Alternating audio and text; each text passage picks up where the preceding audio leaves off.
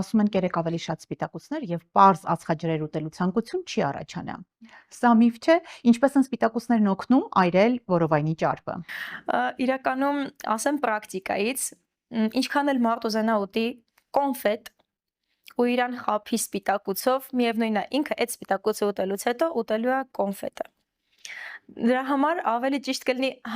համ, ես խնդիր չունեմ, բայց երբ մենք ստանում ենք օրվա սպիտակուցների նորման, ինչ այսօր հեշտ չի, Այո։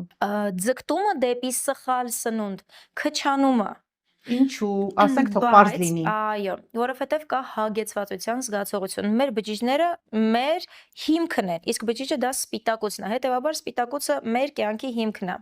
Երբ որ դու ուտում ես սպիտակուց, իր տրոհման համար ավելի շատ ժամանակ ու էներգիա է ծախսում եւ հագեցվածության զգացողությունը լինում է երկար։ Ուստի ձգտում դեպի այլ սնունդ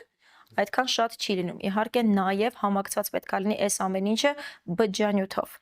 Այո։ Դա սպիտակուցի տրոհման համար կարևոր է ճիշտ քանակի բջջանյութ օգտագործել։ Ասենք թե սպիտակուցները որտեղ են ու անցնենք բջջանյութին։ Սպիտակուցներով հարուստ շատ մթերքներ կան, առաջին տեղում իհարկե ես ինչքան էլ զարմանալի լինի,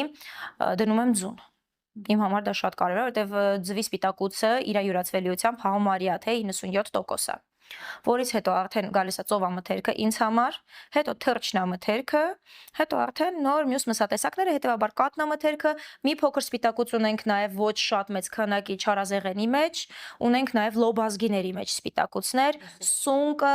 որպես բուսական էլի սպիտակուցի աղբյուր է, կենդանական բուսական եթե զանենք, եւ երկուսի օգտագործումն էլ 60-40 հարաբերակցությամբ այսօրվա դրությամբ պարտադիր 60% կենդանական, 40% բուսական։ Դրանք վերջերս հաստատված գիտականորեն հաստատված փաստեր են։